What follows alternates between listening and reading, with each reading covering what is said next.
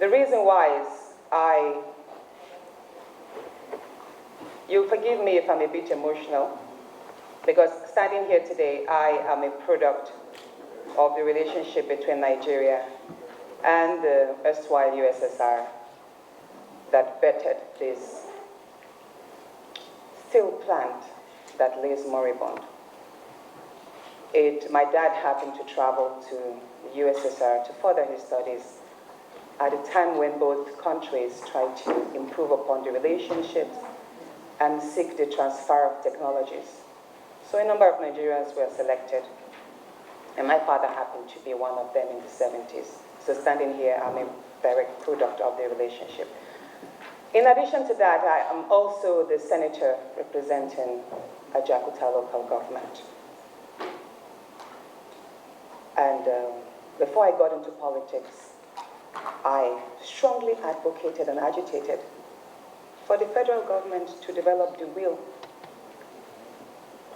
so that the professionals in industry will put up the very best practices, and holistically we can have that steel plant up and running for the greater good of our country, creating jobs, generating revenue, and all the good that will come up that would have, in the long run, contributed to mitigating the crisis that we have in the country, relating to poverty and unemployment and all that. But I will join the Senate President, as he said, in urging that everyone that is going to make presentations and submissions today will have it in good faith that we are not here to witch hunt anyone, but rather we're here to find the loopholes and try to build bridges, try to establish a healthy ecosystem across the steel sector and connected industry so that we can, as a country, once and for all, industrialize like other, I would not even talk about the Western countries, other African countries who have seemed to have gotten things right. So I wish us all the very best, and I ask that every word you speak of and every thought that you might conceive as we close the session, that we bear in mind that patriotism lies at the heart of everything that we do today. So I would say congratulations to us all, because either way, whichever way you look at yourself, those of us on this side of the bench and those of you, the invited guests, we are all players in shaping history. And I trust that only good tidings will come out of this meeting. Thank you so much. Are you comfortable and happy with what you sent to this committee in response to the inquiries submitted to you?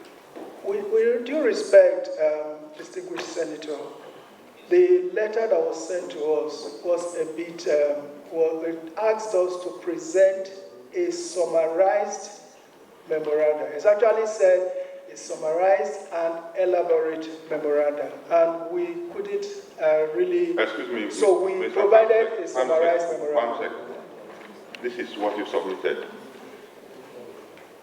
Ministry of Steel is the highest stakeholder in this investigative hearing, an issue of Ajaokuta Steel. This is what the Ministry of Steel submitted in the elaborate request made to you.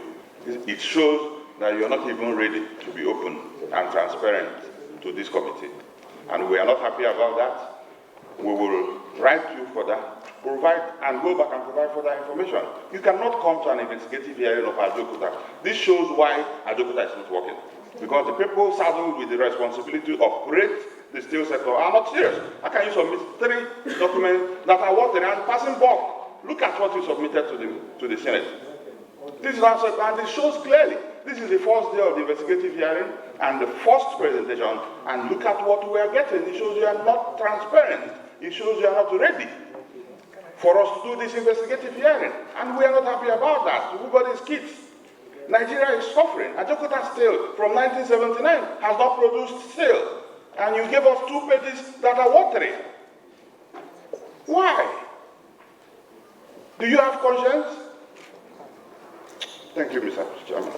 to follow up. I believe you stand in the position of the Minister of Steel. We actually expected a more robust and definitive presentation. But thanks for the mini brief you made. My first question is this: what do you mean? Item 1 of 2. What do you mean that there was no adequate provision to enable the committee, that the monitoring committee, discharge its duties? Can you please be more specific on that? And I read that from your subtitle, Concession Agreement between the Federal Government of Nigeria and Global Infrastructure Nigeria Limited on Ajaokuta Steel Company and the Unco. You said the monitoring committee had no adequate provision. So please be more specific on that. Who the members of the monitoring committee were? Who were they? If you can mention, identify them individually, please. I happen to be a staff of the State Department for those periods. At that time, I think I'm now at level 12 or 13. Can you please speak to the microphone and speak up, please? Okay. The monitoring committee, in the concession agreement, there was no budgetary provision for the monitoring committee to perform these functions. So actually, what happened was that, because I was at that time a middle-level officer, even if they want to go on inspection, they have to go through the ministry to get funding to go for their oversight functions. So that is personally my feeling that that is one of the major effects of the fallout of the concession agreement. Because there was no provision in the contract or in the agreement where they say this social amount is to be used to give them to be able to really monitor the amount of investment and so on of the concession agreement.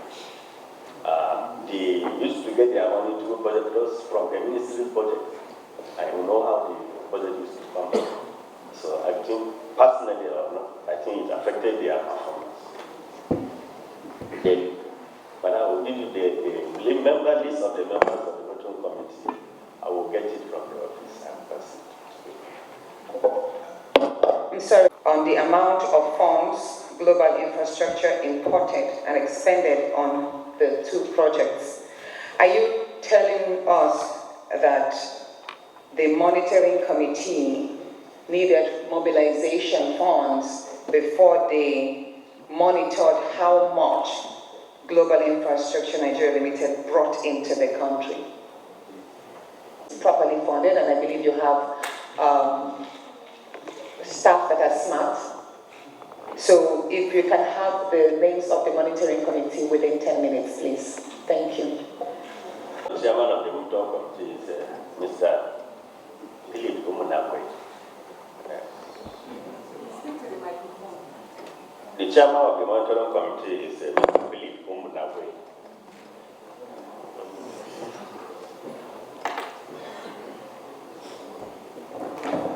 Distinguished Chairman, Mr. Chairman, if I have your Better informed and would help us, is actually not knowledgeable enough to help this panel.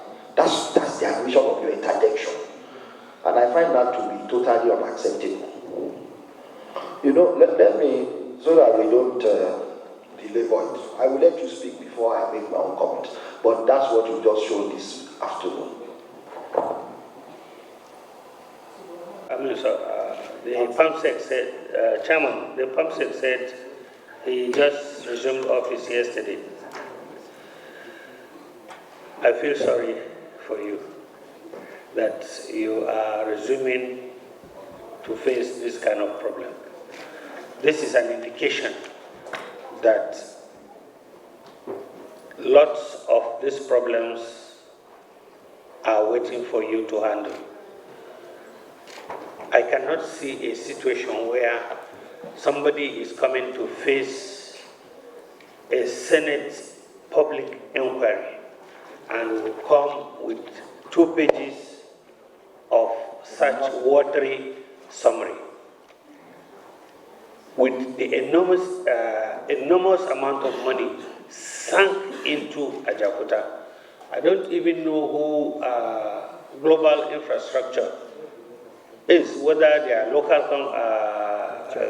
company or foreign company, it's not elaborate. No terms of concession, no conditions, nothing.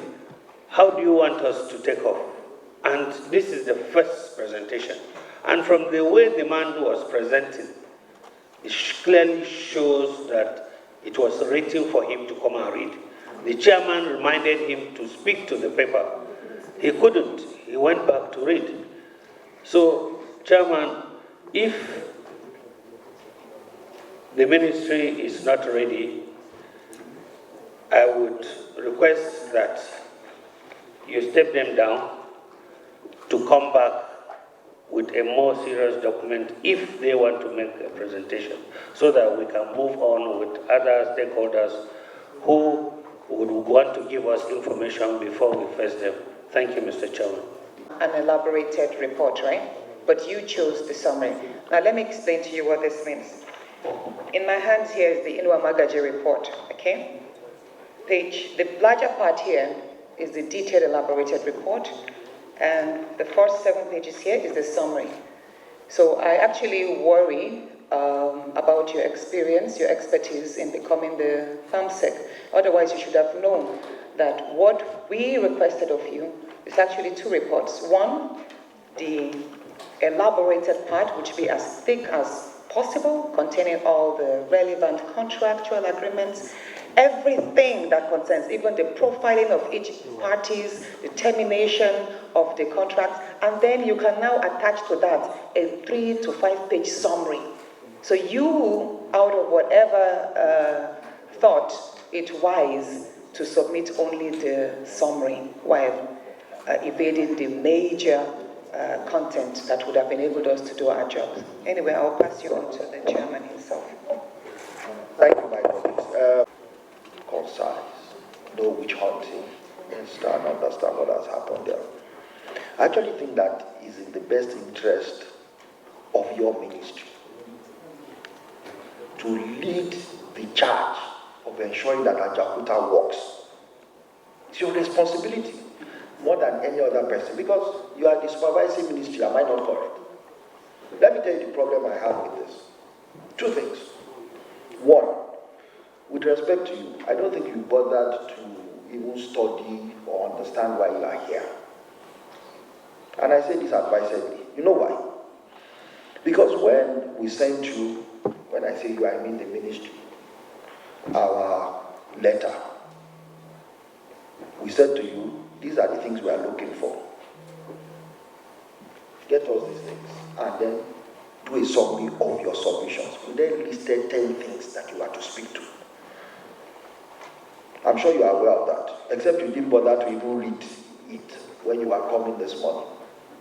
Now, when you get up as the accounting officer of your ministry, you said to us, your director of steel is in a better position to speak to all these things.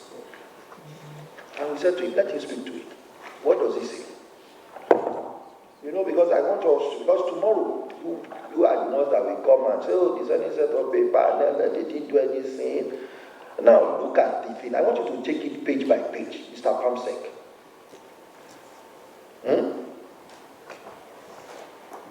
Let's start from your paragraph 2, subparagraph 1. I read it to you. The concession agreements provided specific operations to both FGN and GINL. It also provided a schedule for constitution of a monitoring team. Although the monitoring committee was considered, there was no adequate provision to enable the committee. What are the provisions? What are the things that made you not be able to do anything? Nothing. To make matters worse, you then go to paragraph 4 and say, those things that you said in paragraph 1 are the things that are responsible. What did you say in paragraph 1? Nothing. What does this mean? Adequate provision. What are the provisions? You have said nothing. Now, let's go to your paragraph 3. Madam, okay, take it one by one.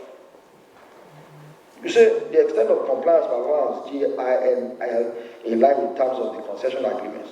GNI did not specifically substantially comply with its charge of the obligations. In what way? Nothing. There you go on. The extent of compliance could not be time because some of the obligations were not time bound. What are the obligations that were not time bound? Mr. Pam said, nothing. Then you go to paragraph 4. The monitoring committee was to monitor and verify the investment of GNI under the constitutional agreement. With the invitation of the monitoring committee as highlighted above, where did you highlight the invitation of the committee? Where's the highlight? Zero. You make reference to something that does not exist in your own submission. Then you go on. It was not possible to determine or verify the exact amount imported and invested by GNI. How can you come and say this here? You are the supervising ministry. How can you come and say you don't know the person you did a concession for, how much he imported? That's what you are saying here. That's what you are saying. I'm reading it out to you. How can you come and tell us that you don't know the amount the man brought in and invested? And you're from the Ministry of Steel. Now, you go to paragraph 4, 5, because I want to highlight these things. You said that any party of inquiry to the operation of the UNCO and DSA under the mandate of blah blah stated that both concession agreements and share agreements are not in the overall interest of Nigerian nation and recommend for their termination. What was the challenge? Nothing. Why did they say that is not in the interest of Nigeria? Nothing. You then go on, settlement agreement. The payment of US $496 million to Nigeria was also handled by the federal government council under the supervision of the Federal Ministry of Justice. You are the supervisory ministry. Are you saying that you didn't bother to ask the Ministry of Justice why this money was to be paid? Is that what you are saying here? Then you go on. You say, since the termination of concession agreements, the companies have been managed by appointed so as a technical audit of ASL was carried out in 2018. We're in 2024, which give the technical states of the plants, machinery, and equipment. Are you saying that from 2018, as supervisory ministry, 6 years, no report? Is that what you are saying here?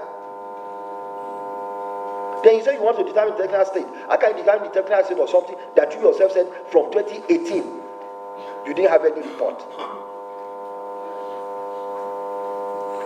Now ask the question is, how can Ajaokuta work with this kind of report?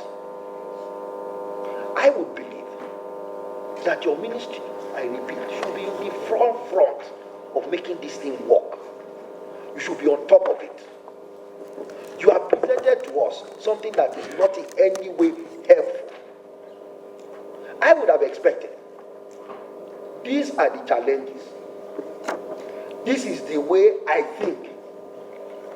When I say think, the ministry. Mr. Pam said, please listen. This is the way I think we can resolve this problem. Let me say something. I am not from your ministry. I've done a lot of research. I know, for example, that your minister had some meetings with Russians about Ajaokuta. Is that not correct? That this is the intent of the ministry going forward. Have you said that in this your report? Now, if we write a report and we recommend something that is totally at variance with the intent of the ministry, what do you think will happen? I would have expected you to come here. We also recognize all these problems. See the steps we have taken. See what we are doing. See what we want to achieve by the steps we've taken. Nothing. Absolutely nothing. This is not good enough. I would say to you with respect, please go back and do the appropriate thing. I have highlighted the gaps in your presentation. Please go and address those things. I don't want to write a report indicting you. And when I say you, I don't mean you as the PAM said, as in your ministry. Because what you have presented today, in the full glare of the public and all Nigerians, is that the ministry is not on top of its game. And I don't think that's the impression you want to create. I also don't think that is what the ministry has been doing. But you are not being helpful. And that is why I said that you have presented something. You gave us some documents. I expected you to come and speak to those documents. To say, if you go to the concession agreement, they were meant to do 1, 2, 3 things. They did not do it.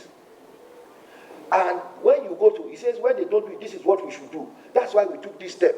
Oh, we paid for something. Are you saying that the Ministry of Justice paid the money without any reference to your ministry? You can't be.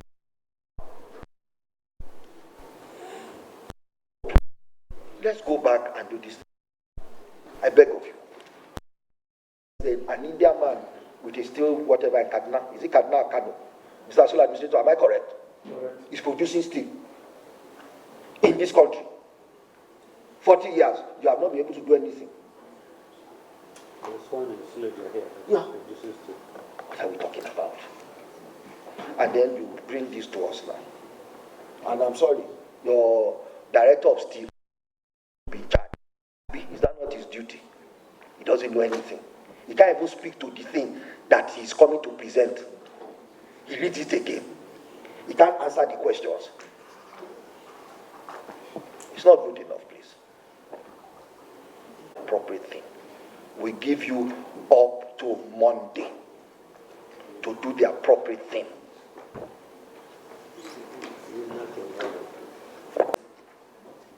And I'm sure they will tell you what it means when you disobey us.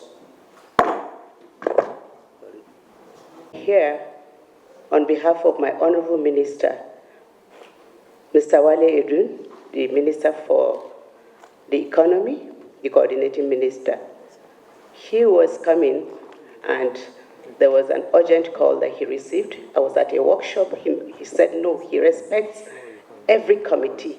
I have to come in person and tender his unreserved apology. And that's why I'm here. I did not come with a written document, and that's why I did not go to the podium. However, Ministry of Finance is a supporting ministry whereby all ministries and agencies do receive funds from us. Should there be any need for information or clarification from the ministry, Chair will be ready to avail those information on behalf of the ministry. Once again, apologies on my minister's absence. Thank you.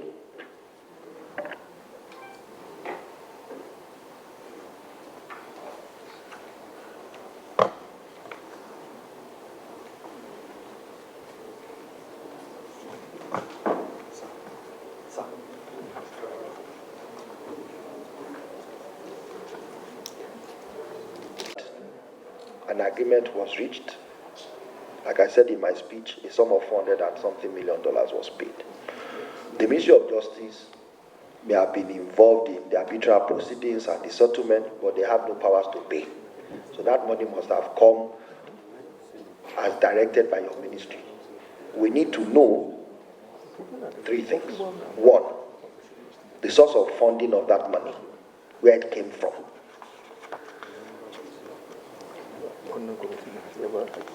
Two, whatever correspondence was sent to you by the Ministry of Justice advising that these monies be paid and the reasons they gave why it is prudent to pay after all these problems that, because when you look at it, the Ministry of Steel in this, even their source summary, said they didn't do anything. They didn't perform their obligation. So the question is that why were they then paid? If you say they didn't perform the obligations under the agreement, then why was the money paid? I'm sure the ministry must have given a reason to you before proceeding to make that payment. They are not here. And three, how Ajaokuta and Nigerian Iron Oil are being funded today. Somebody must be paying the salaries. How do you fund them? And under what heading does your ministry? I know the Ministry of Steel would have made provision for it, but I'm sure you also will be convinced that, okay, these payments should go. So those are the three things. I've said this so that we can help each other. Let's condescend on the things that we require from your own ministry, and we'll be happy.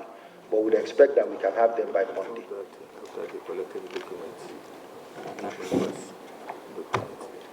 Thank you very much, Madam. Thank you, distinguished. If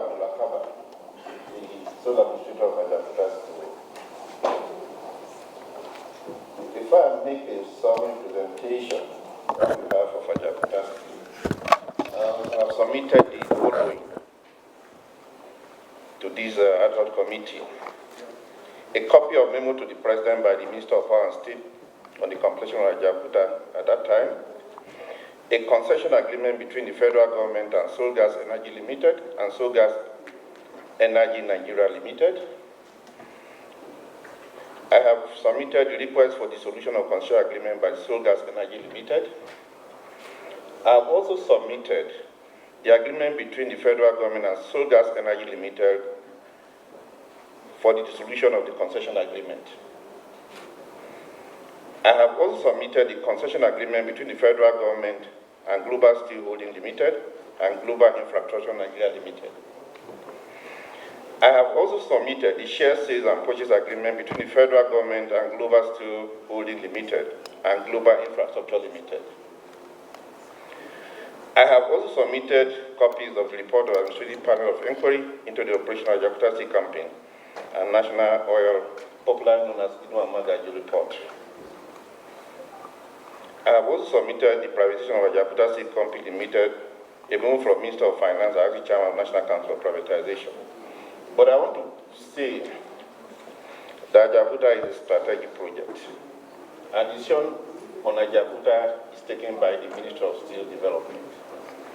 The management of Ajaokuta Steel, most importantly, is involved in daily operation of running Ajaokuta Steel. I want to make that point known. So I'll go ahead with my brief remark. The concession agreement between the federal government and GINL and JSCL was a product of failed concession initiative between the Nigerian government and Seoul Gas. The Seoul Gas agreement was determined in August 2004. The concession agreement was entered into the following visitation of the then Senate Committee on Power and Steel and House Committee on Steel with some key government officials to the facilities of the concessionaire in Bulgaria and India, and they actually advised the government appropriately. The issue of share sales and purchase agreement between federal government, GINL and GIH was a product of National Committee on Privatization Initiative to the BPE and was intended to upgrade the concession agreement to share sales and purchase agreement after due diligence carried out by BGL Consortium on behalf of BPE. This was despite some fundamental issues raised by the BGL report. The extent of compliance of and performance of GINL, GIHL in line with the terms of the concession agreement was subject of investigation of the N4.2bn report, which raised some issues, some lacuna on the concession agreement and infractions on the agreement by GIHL and GINL. The infraction, which include capacity on the financial transaction, opacity in the financial transaction, corporate governance weakness, informed the late President Yar'Adua to cancel this agreement. On the steel plant, on the side of the steel plant is located on the 800 hectares of land. The basic oxygen funnel with which this technology was built is still the best steel making process today. Even in our most recent visit to China, the plant that was built in 2019 is still using this basic oxygen funnel. So when people talk about obsolete, Ajaokuta steel plant is not obsolete. But you don't wonder, a plant that was built about 40 years ago, and 40 years ago, we had moved from analog to digital, to PLCs and DSC, digital control systems. So you can imagine that 5% of that plant, the controls will have required to be replaced. But all the other part of the plant, the mechanical, electrical, mostly are still very intact. Based on the audit I carried out, because when I arrived in Ajaokuta, sometimes in 2017, the first question is that you can't manage what you don't know. So I put a team of engineers, Ajaokuta engineers, retirees that were trained in Russia. I brought them back. I went to Nigeria Society of Engineers, where I'm a fellow. Spoke with the president.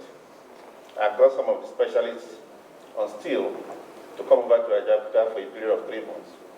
We took our time to move from one plant to the other to find out what was installed, what has gotten bad, and what will require replacement. And we came out with a report that was stated to the Minister of Steel at that time.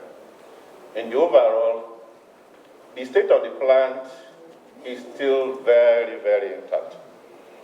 Basically, when you talk about you want to revamp, you want to restate Ajaokuta, basically what you are going to do is to change the entire control system.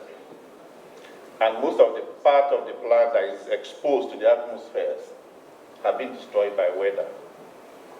And then we can now introduce modernization. During our interaction with Russia, the original TPE, sometimes in 2020, before the COVID, they actually gave us a proposal because one of the fundamental raw material we don't have in Nigeria, what we have is not suitable is coking coal. And they said our blast furnace could modify to use the local coal. So we're actually sitting on a very heavy investment that will change the narrative of this country. These are my recommendations. And when we have the new Minister of Steel, we actually have a very good discussion regarding our way forward on Ajaokuta Steel. Based on that, he presented a 3-year plan and also the 5-year plan. Part of the vision is what I call phase reactivation. There are some of the completed parts of Ajaokuta Steel, the lime plant. Most of all the lime used in Nigeria are imported. Lime is used by some of the local steel production. We also use it in pharmaceutical industries. So the lime plant has been completed and readily available. All we need to do is to put some costs together to carry out extensive maintenance and actually get a raw material, which is limestone, to ensure that we can produce lime for the nation. I've actually done a business case that I shared with the minister. With the availability of funds, we could do this within these 6 months and put this plant into operation. We also have the mills, the light section mills that have been 100% completed. They have run at one point in time. Very recently, the Honorable Minister of Steel Development engaged Senator Dave Umahi, the Minister of Works and Housing, where they have an agreement in principle that we should be able to produce the iron rod required for the corporate roads. We actually carried out a business case, which I can share with the committee, which shows primarily that the amount of money that we require to buy this iron rod from the open market, we'll say billions of naira. If we put that same amount of money to revamp the light section and also buy the billets required to produce the same quantity of iron rod.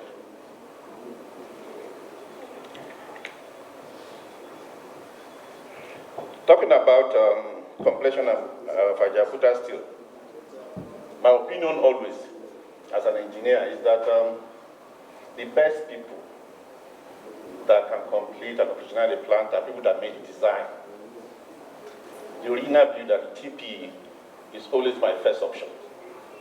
If we cannot have our way with them, then we can start looking at other options because engineering is universal.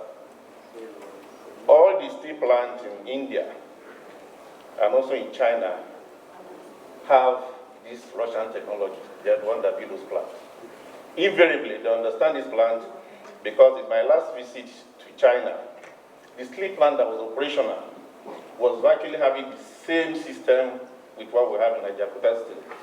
So it won't be out of place if all these opportunities are explored. Thank you so much.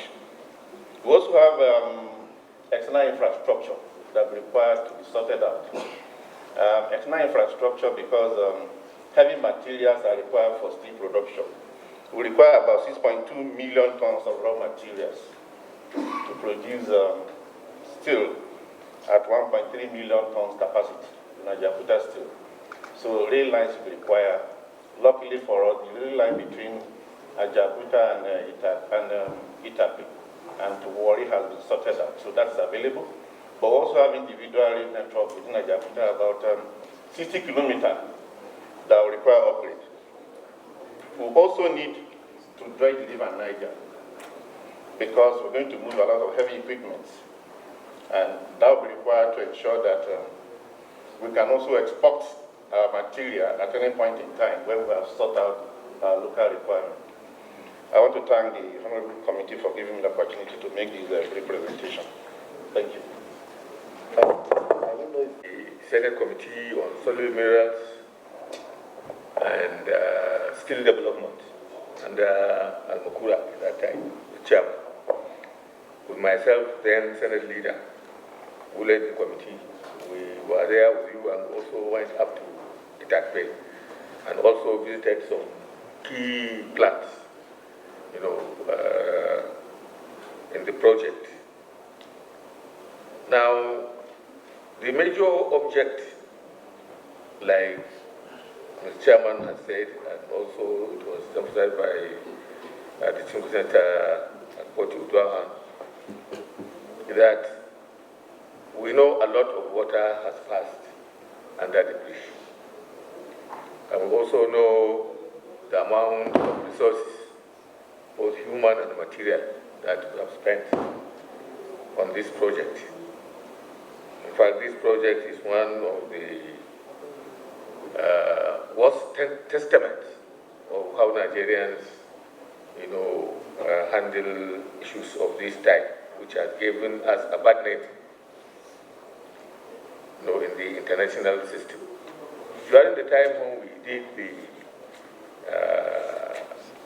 interaction with you, both at the plant and at the Itakpe Iron Ore, Yoma, we were made to understand that really very little remains to be done. Because the issue really is that, people are saying it's obsolete. I don't believe it's obsolete. No technology is obsolete. It's a question of value. The country has put in a lot of resources, both at Itakpe and at Ajaokuta.